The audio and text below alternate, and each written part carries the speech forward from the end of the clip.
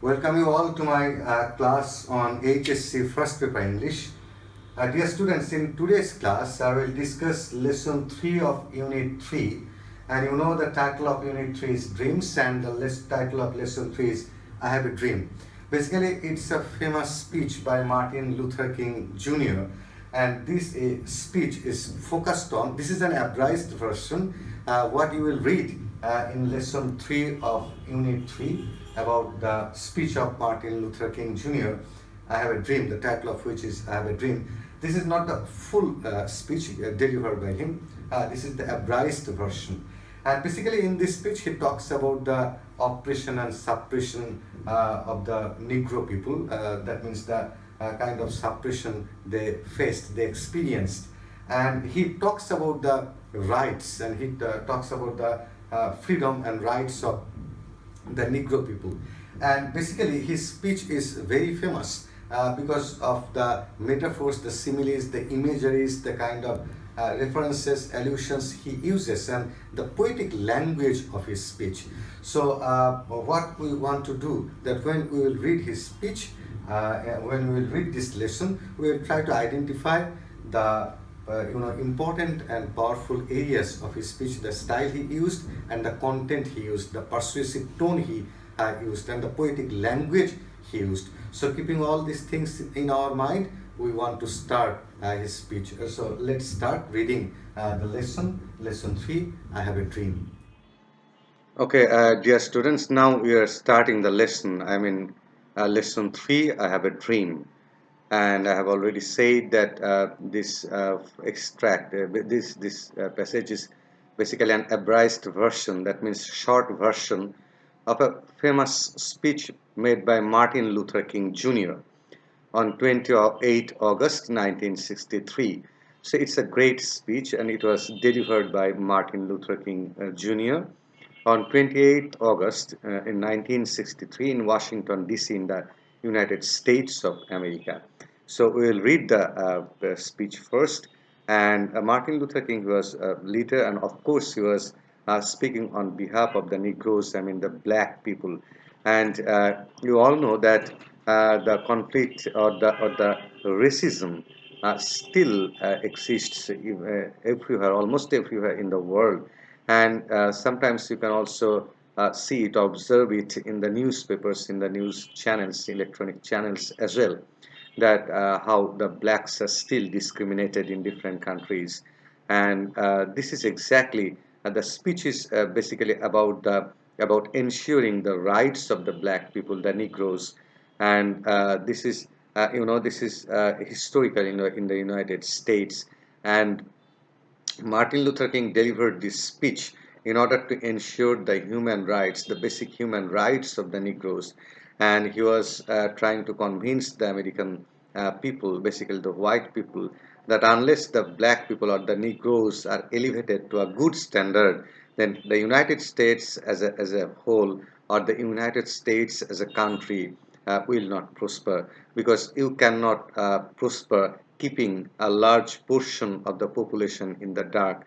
And if you don't allow them to prosper in life, then they cannot contribute to the financial ability, financial strength of the state. So that is why it is important. And this is also important from humanitarian point of view as well, because human beings have to be treated as human beings, not in terms of their color. And that is why he made the speech. Now you see the speech starts with three dots, so it means that the speech starts somewhere. It can start in the middle, or some sentences have already been spoken, but those sentences have not been used over here. So three dot means that some lapses are there. Lapses means some sentences have been skipped at the beginning. So after that it starts. Why is it done in this way? Why not the full text is given? Because the full text or the full speech is a bit long one. So that's why some part of the speech has been omitted. And three dots, I again repeat, it means that some a part of the speech has been omitted at the beginning. And now it starts. The Negro is still not free.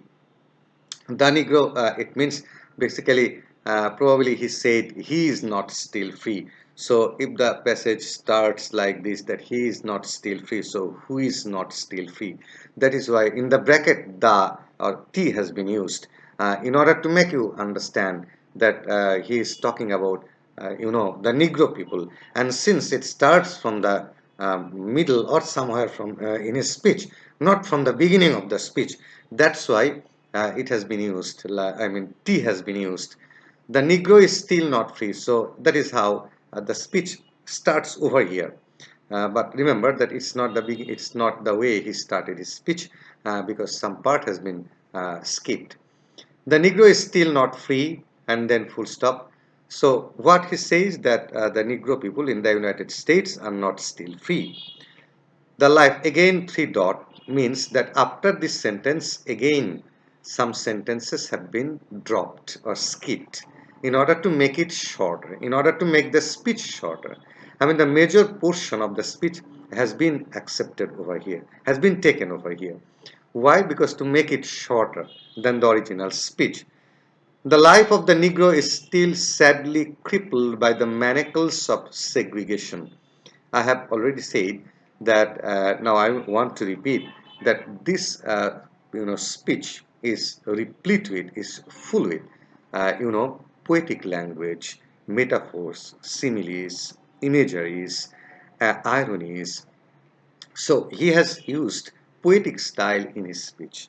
And why has he used poetic style in his speech? Because that if you use poetic style, then it becomes easier to convince the people. You must evoke the emotions of the people, otherwise your speech will not work. So you can remember Bangabandhu's speech delivered on 7th March. Now, what we observed in Bangabandhu's speech, that he evoked the emotion of the people. He used poetic language. So that's why I made the comparison that over here, Martin Luther King, he is also trying to do that. He is trying to evoke the emotions of the people. He is trying to make the people understand that what is being done is not justice. The life of the Negro is still sadly crippled. Crippled means paralyzed. Crippled means whose body is not functioning properly. So the Negro people have been paralyzed. Have been they are not allowed to function. They are not allowed to work, flourish. So that's the meaning of cripple. By the manacles of segregation. Manacles means shackles. So chains, shackles or chains. So chains of or shackles of segregation means discrimination. So the life of the Negro people has been chained by the means of discrimination. So the Negro people are not allowed to flourish themselves because they have been discriminated. I am again telling you the meaning of cripple. Cripple means paralyzed. Cripple means not being allowed to work properly. So the Negro people are not being allowed to flourish themselves. Their life has been crippled, paralyzed. Their mentality, their spirit has been paralyzed. And how they have been paralyzed, not physically. This is not physical paralysis. They are not physically crippled. They are physically okay. But their mind, their spirit has been crippled by the shackles or by the chain of discrimination. So once they are discriminated by the chains of segregation, they cannot flourish properly. And the chains of discrimination, the repetition of the same thing. The Negro leaves again three dots. That means again some sentences have been of his speech have been dropped over here. So wherever you find three dots, just remember that some part of the speech has been dropped, and after that again it starts. Why? I have said the most important, not only the entire speech is important, but the most important part has been selected over here. The Negro lives on a lonely island of poverty in the midst of a vast ocean of material prosperity. So that is the reality of the United States at that time.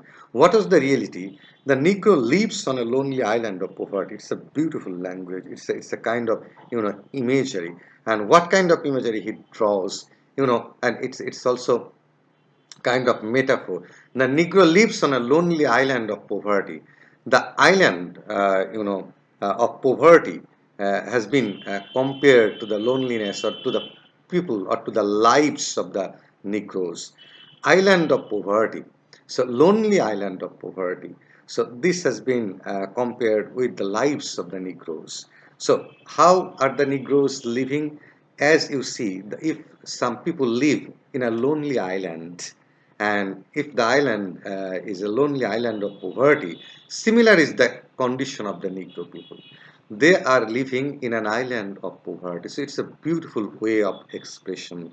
They are living in an island of poverty. Not only island, it's the lonely island. Why lonely island? Because their land, I am again telling this, these are symbolic, these are allegorical language. Symbolic or allegorical, it means, symbolic means that the symbol, one word is used to symbolize another meaning.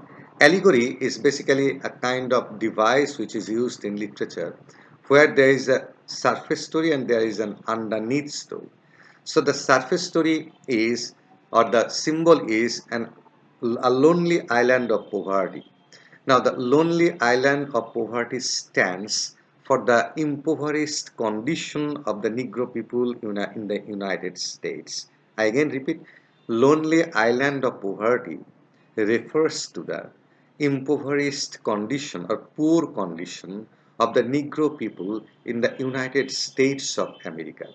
In the midst, they are living in an island of poverty, in the midst of vast ocean of material prosperity. So just think, there's a vast ocean. There's a vast ocean of material prosperity. That means the ocean is refers to the life of the white people. So the white people are living in the ocean of material prosperity, means financial prosperity, commercial prosperity. So the people, I mean the white people are living in the ocean, vast ocean, big ocean of commercial prosperity. And in that big ocean of commercial prosperity of the white people, the Negro people are living in a lonely island of poverty. So look at the imagery. The imagery is there is a vast sea, and the sea refers to the material or commercial prosperity of the white people, and in that vast sea there is an island. The island is a lonely island of poverty. So it's a beautiful imagery that in a vast ocean of material prosperity of the white people, there is a lonely island of poverty inhabited by the Negro people who are discriminated. The Negro is still languishing. Languishing means suffering, having pains. The Negro is still languishing in the corners of American society. So the Negro, we are talking about, you can remember, when did he deliver the speech? On 28 August 1963. So just try to gauge whether the situation has improved or how far the situation has improved. It's a question. The Negro is still languishing in the corners of American society. So the Negro people are still not living in the middle of the American society. It doesn't again mean the physical, staying. It means the symbolic staying. Why? Because the Negro people are still cornered. They are living on the outskirt of the American society because they have no space in the middle of the society. It means that they are not in the important position of the society. They are not the key makers. They are not the decision makers. So they are not enjoying the important position of the society. Rather, they are deprived of this kind of power, they are deprived of this kind of status. And they are living in the corners of the society, on the outskirt of the society, not in the middle of the society. So they are nowhere near the middle of the power, nowhere near the middle of significance, and finds himself an exile. you know Exile means, is an immigrant. Exile means the person is not a permanent resident over here. He has been exiled, he has been banished, he is not like the citizen of America, as if he is a foreigner. So He is himself an exile. So in his own land, so if a person starts believing, if a person starts thinking, or he is forced to think, if a person is forced to think that he is a foreigner, he is an alien, and he is an immigrant in his own land, then what benefits, what outcome can you expect from that person? So that is the condition of the Negro people. The Negro people are treated as foreigners in the United States of America, as if they are not the residents of the United States. That was the condition when Martin Luther King Jr. delivered this speech. You know that how much the condition has changed. So we have come here today to dramatize a shameful condition. To dramatize doesn't mean or it doesn't indicate anything negative. It indicates over here, dramatize indicates that the sorrow that we cherish, that we nourish in our minds, the pains that we have in our minds, we possess in our minds, we cannot express them. So dramatize over here means that we are trying to express we are trying to manifest our tragic condition through this speech, through this procession. So that is exactly what Martin Luther King is saying. He is saying that we are trying to give manifestation of our expression through this rally. So that is what Luther King wants to mean. I say to you today, my friends, so even though we face the difficulties of today and tomorrow, I still have a dream. So he is saying that, my friends, even we are facing the difficulties today and tomorrow, we are facing difficulties. We are facing difficulties every time. But should we stop dreaming? Definitely not. We will not stop dreaming. Still, I still have a dream. He says that I still have a dream and I have not stopped dreaming. It is a dream deeply rooted in the American dream. And he says that my dream is deeply rooted in the American dream. American dream, you can say, is a kind of concept that developed basically after the Second World War, basically. And the dream was already there. But what does this American dream indicate? This American dream indicate to seize the day. This American dream indicates that the United States opened prosperity and possibility and prospect in front or before the citizens of the country, and commercial capitalism emerged. It emerged so rapidly, and it gained momentum so rapidly that a new world became open in front of the people, and the white people were getting the benefits of this American dream. The people wanted to be rich, the people wanted to change their lifestyle overnight, and everyone wanted to prosper in life, and America developed. This development started obviously before the Second World War. After the First World War, the prosperity of America started, and it gained momentum after the victory in the Second World War. And this gave spirit to the American people. The American people, the American dream, it made the human beings, not made the citizens of the United States to explore the world, to explore their life, to explore their dream, new dream, and to prosper in life in terms of material prosperity and in terms of everything. But the Negro people, they were deprived of it. I have a dream that one day this nation will rise up and live out the true meaning of its creed. Says that I think that one day our nation, when he says nation, it doesn't simply mean the black people, it doesn't simply mean the white people, it means or it indicates all the citizens of the United States. Creed means religious belief or faith, or a strong faith. And what is the faith? We hold these truths to be self-evident, that all men are created equal. So this line has been quoted from the Constitution of the United States, that we hold these truths to be self-evident. So what is written in the Constitution? It's written that we have to be truths have to be self-evident. So you don't need to explain truth. Truth will manifest itself. So you don't need any explanation of the truth. And that all men are created equal. And what does it say? It says that all human beings living in the United States are equal and created equal. It has, it has also a kind of link with religion, with Christianity, that all men are created equal. So this Christian belief has also been enshrined or also been, included in the Constitution.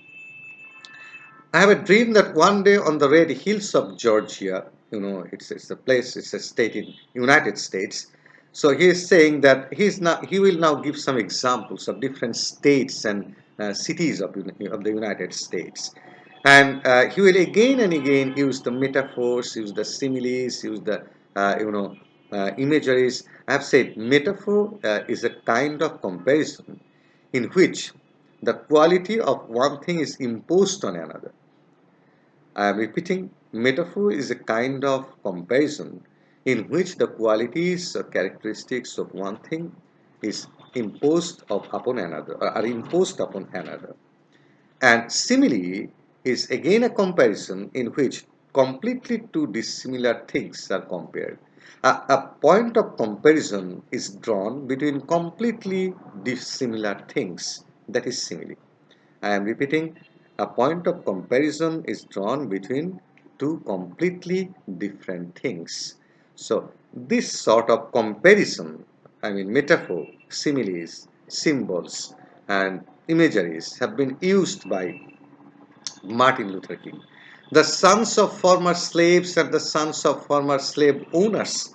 He is talking about Georgia and saying that the sons of former slaves and the sons of former slave owners will be able to sit down together at the table of brotherhood. He is saying that the sons of former slave owners, slave, you know what is slave? Slave doesn't mean servant. Slave means a person in Bangla, in Bangla there is a word, and the word is dash. So slave means a kind of person who is completely controlled by his master.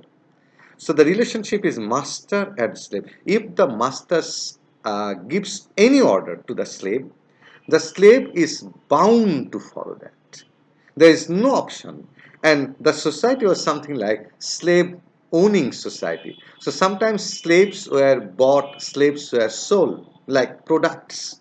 There would be also arranged kind of, gathering in which slaves were being sold and slaves were being bought, as you see in case of animals, that they are sold and bought and sold in the market.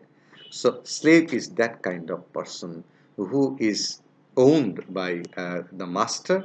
So what is his dream? What is the dream of Martin Luther King? He says, he dreams that there will be a day when the sons of slave owners, the sons of masters, will sit with the sons of slaves.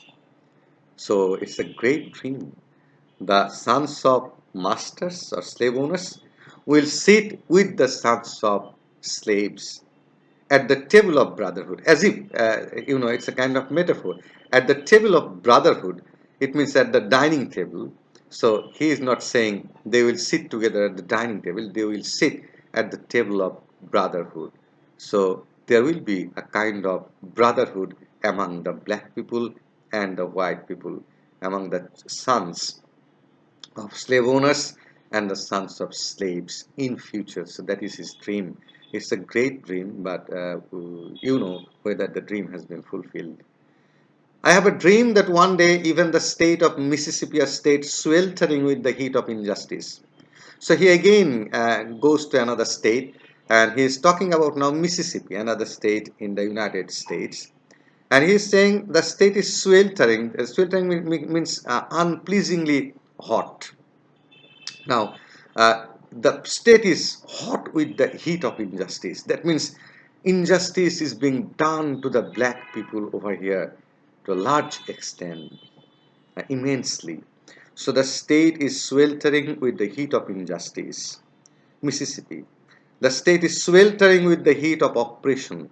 So injustice is being done to the black people in the state of Mississippi. That is meant over here. Sweltering with the heat of oppression, suppression, domination. So they are being oppressed, and the black people are being suppressed over there.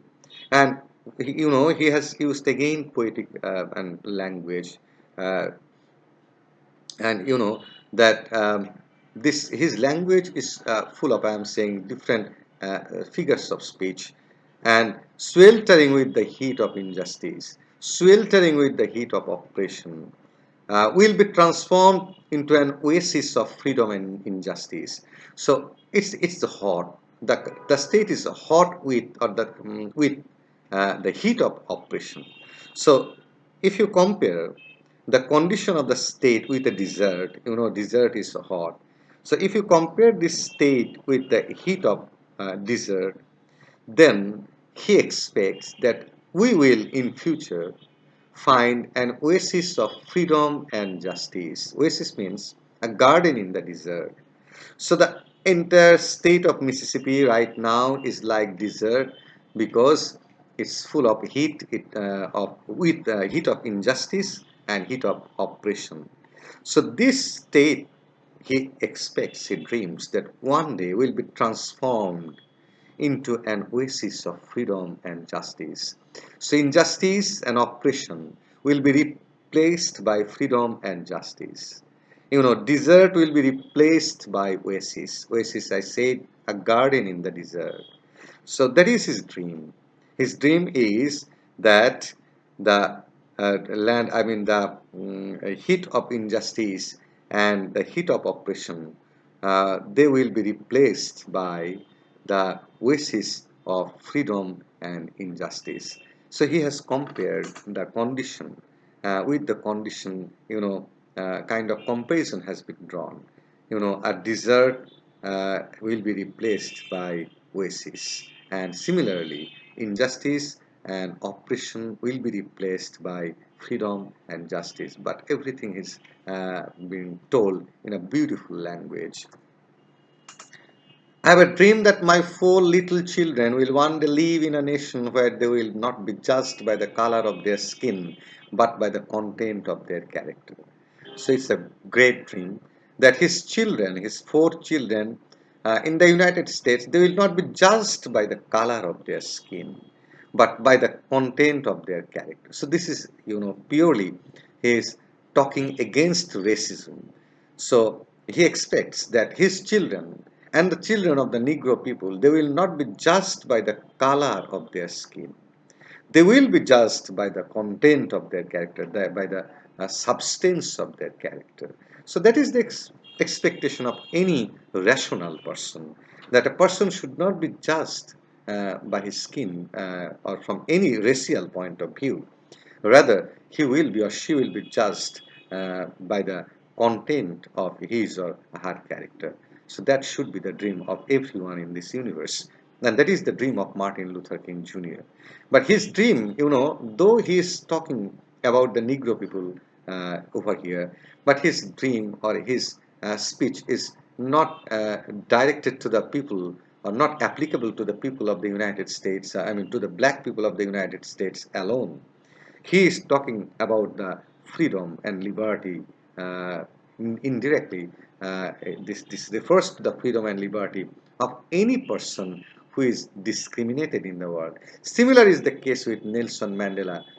You have read the passage on Nelson Mandela, and you have read obviously the speech of Bangabandhu Sheikh Mujibur Rahman on 7th March. 7th March speech.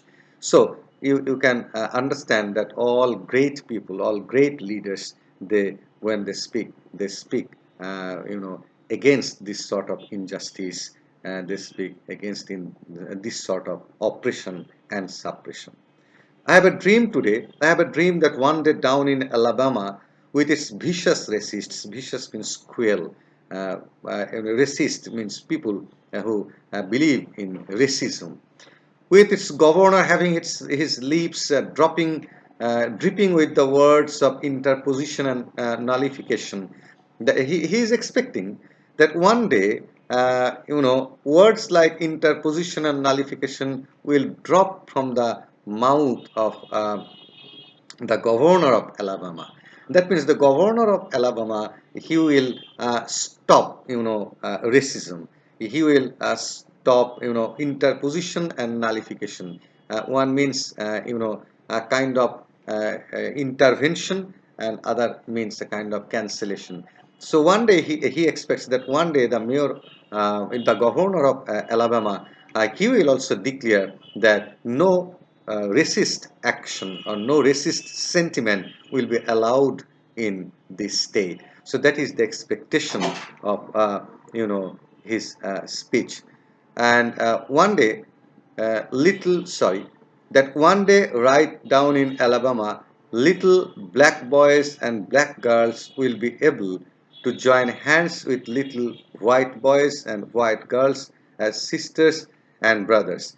He also expects that one day in Alabama, little black boys and black girls will be able to join hands with little white boys and white girls as sisters and brothers. So the expectation is that the white girls and boys and the white and the black girls and boys, they will evaluate one another as brothers and sisters. So that is his dream. So you can understand that what kind of dream he cherishes. I have a dream today. I have a dream that one day every valley shall be exalted. Exalted means elevated. Every hill and mountain shall be made low. You know, when he is talking about valley, he is talking about the black people. So the black people has been, it's again metaphoric language he has been used. So the black people, or you can also say it's a kind of symbolic use of language or expression. So the valley has been compared to the black people. So the valley shall be exalted means that the valley will be raised, elevated. Every hill and mountain shall be made low. So hill and mountain refer to the white people, because hill and mountain are higher, they are taller, and valley, so the difference between valley and hill. So hill is higher. So he says that the valley, and I mean the black people, have to be elevated. I mean their standard has to be elevated, and their height has to be elevated. You cannot increase the height of the valley, definitely not. You cannot decrease the height of the hill. So these are symbolic expression, these are allegorical, these are metaphoric languages and expressions that he has used. So that when the valley will be exalted, that means when the status of the black people will be raised or elevated, and every hill and mountain shall be made low, and when the status, not status, when the position of the white people will be not lowered, but will be equal to the black people, the rough places will be made plain. These rough places don't mean the roughness, I mean the physical roughness of streets and other places. It rather indicates the roughness of heart, the roughness of mind, the roughness of mentality that we cherish. And the crooked places will be made straight. Crooked means twisted places. So he is talking, he is giving example, or he is giving references of different types of places. Basically what I wanted to mean about the places, dear students, that he has used valley, he has used hill, he has used crooked places, plain places. So by means of giving examples of different places, Martin Luther King basically wanted to indicate the differences between the white and the black. And finally what he says, and the glory of the Lord shall be revealed, and all flesh shall see it together. So over here, he goes back to Christianity, and this religious speech, he uses religious quotation, he uses, in his speech, in order to make people understand that even God also wants that the every every flesh and blood should see it together. That means the glory of the Lord shall be revealed. So the glory of the Lord, the glory of God shall be revealed. So what does it indicate? It indicates that the glory of Almighty has to be revealed, so that people can follow the path of God together. So this is our hope. This is the faith that I will go back to the south with. So he wants to go back to the southern part with this hope in his mind. Now, with this faith, we will be able to hew out of the mountain of despair a stone of hope. Again, he uses, metaphorical language, poetic language. And what does he say? He says that with this faith, that means keeping this religious faith in my mind, we will try to hew out, that means extract, to find or to get something out, to find something out, to get something out, to extract something from the mountain of despair. So this, how he has used the phrase mountain of despair. So despair is so huge that it has been compared, with mountain, the mountain of despair. The mountain itself, has become despair. So mountain of despair means the level of disparity, or our despair, the level of our despair, the gravity of the despair. So it's not an optimistic situation, it's a pessimistic situation. So still we will try to get out hope and faith out of that despair. A stone of hope, a stone of hope we will try to get out from the mountain of despair. So despair is huge, hope is very minimum, but still we will try. We will try to, even he has compared the possibility of hope with a stone, and he has compared the gravity of despair with mountain. So you can just gauge the difference between mountain and stone. So he says that still we will try to get the stone of hope out of the mountain of despair. So this metaphoric use of language we observe in his speech again and again. With this faith, we will be able to transform the jangling discords of our nation into a beautiful symphony of brotherhood. Jangling, rattling, discords means cacophony. That means sound that doesn't give soothing feeling to our ear. So, jangling discourse means unpleasant sound of our nation. So, we want to transform the unpleasant sound that exists in our relationship to a beautiful symphony of brothers. Symphony means beautiful music, soothing music. So, this unpleasant music has to be transformed to soothing music of brotherhood. So right now, brotherhood is absent. So we want to introduce brotherhood. We want to transform this unpleasant music of discord, music of enmity. So unpleasant music of enmity should be replaced by symphony of brotherhood.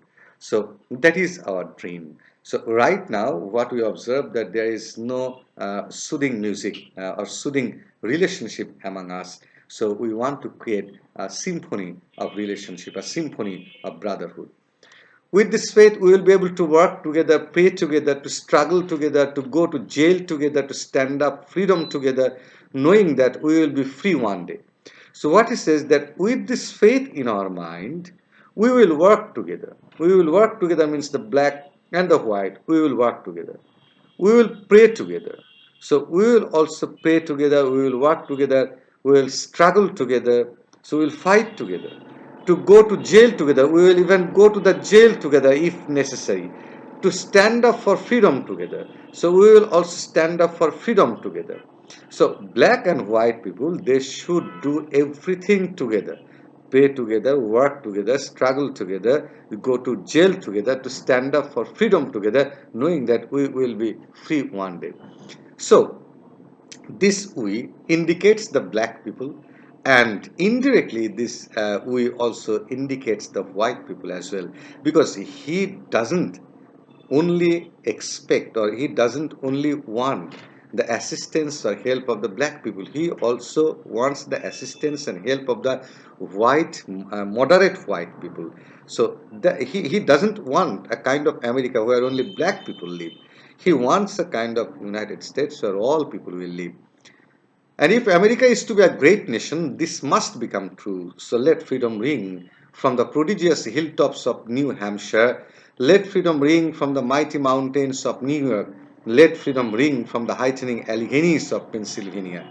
So, if America is to be a great nation, so if we expect America to stand, to emerge as a great nation, what dream I am cherishing, this must come true. So he is saying, so let freedom ring from the prodigious hilltops of New Hampshire. Prodigious means remarkable hilltops.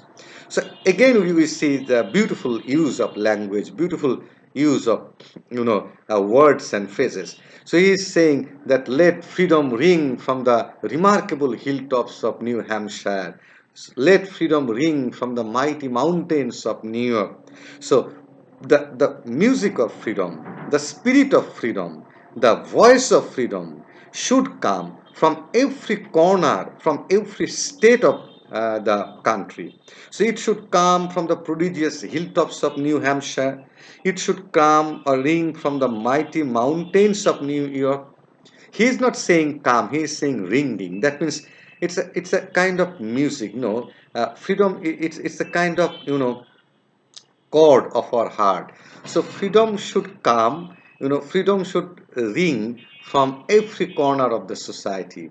So it's a beautiful way of expression.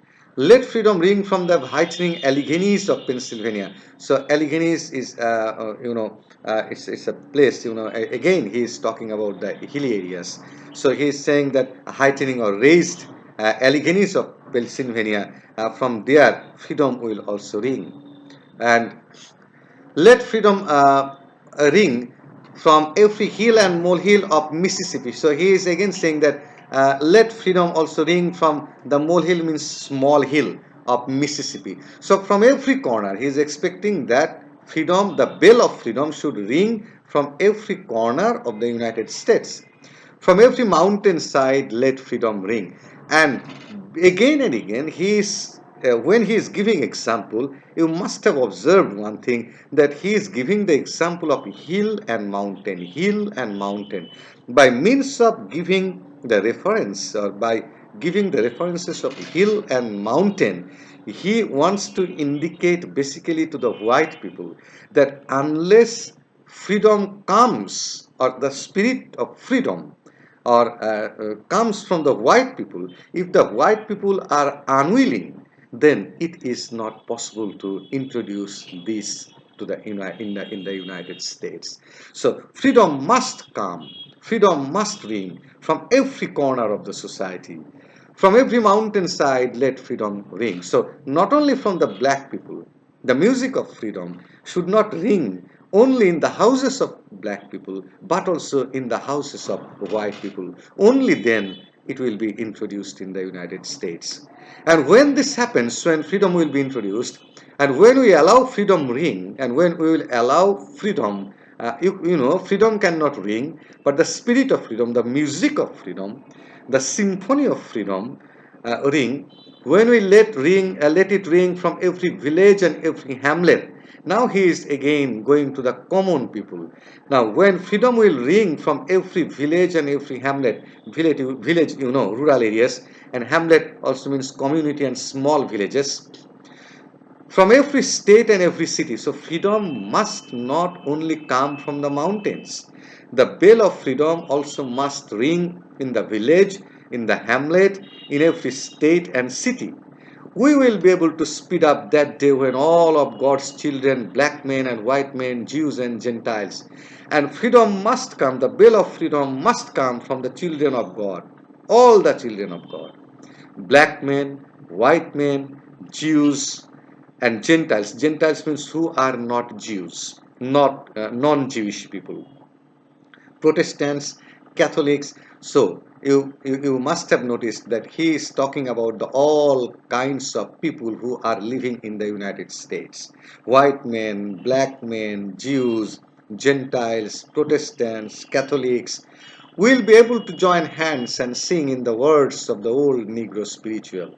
And he expects that all these people, they will come forward and freedom will ring from all the mountains, from all the hills, from all the cities, from all the states, from all the villages, from all the hamlets, and all the people, all types of people of the society should come forward. Only then freedom will be ensured. And he expects that all will sing the Negro spiritual. And what is the Negro spiritual? Free at last, thank God Almighty, we are free at last. So he expects that all people should come together and they will sing in a single voice that free at last, thank God Almighty, we are free at last. So it's an abridged version, I have said.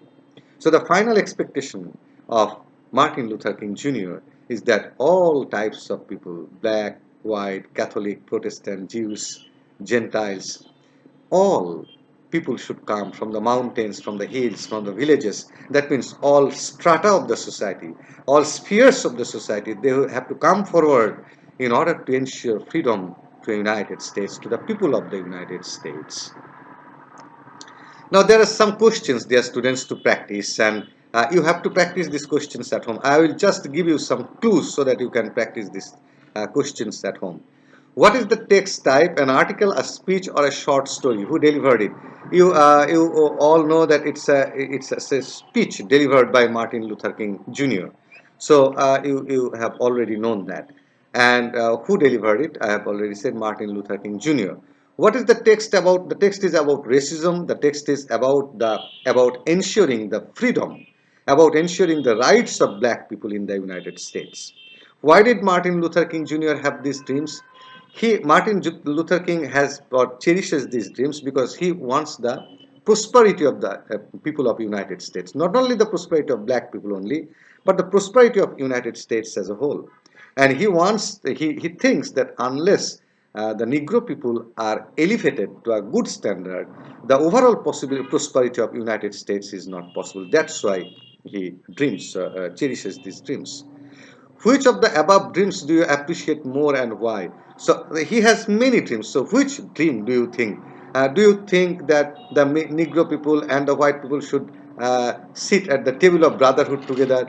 Do you think that they have to come to fight together? Do you think that they have to sing together? They have to play together?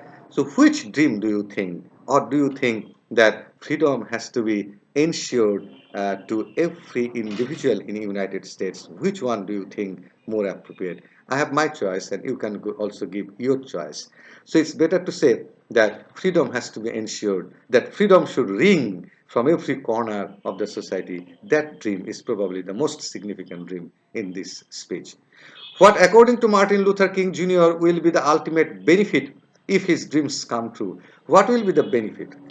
If the dream comes true, what will be the benefit? A United States will prosper. United States cannot prosper unless dream of all the people is fulfilled. The Negro people will prosper and the United States will prosper. And it is also written in religion, in Christianity as well, that all people should be given the same rights. So human rights will be ensured. Do you think that Martin Luther King's dreams have been fulfilled? Why or why not? It's up to you. You can say whether the dreams of Martin Luther King have been fulfilled or not. You can better say that. So my opinion is that Martin Luther King's dream has not been fulfilled, completely fulfilled so far. Partially it has been fulfilled in the United States, and partially it is yet to be fulfilled. So that is what I want to share with you. Now there were some beautiful words. There were some uncommon words in the speech of Martin Luther King. Some uncommon words were there. Some uncommon phrases were there. Some metaphors, similes, imageries have been also used in his speech. So his speech is very important, and I hope that you have enjoyed his speech. So you can also try, to read at home. You have to try to read at home, and you have to find out different words individually. And next time when I will take classes, I will take classes basically on fill in the gap activities on the lessons we have practiced so far. So text based fill in the gap activities I will do in my next classes, and for that reason I hope that you will practice these things at home. You have to read these passages at home seriously. So till my next class, I expect that you will stay at home and stay safe. So till my next class, I would like to tell you goodbye. Thank you very much.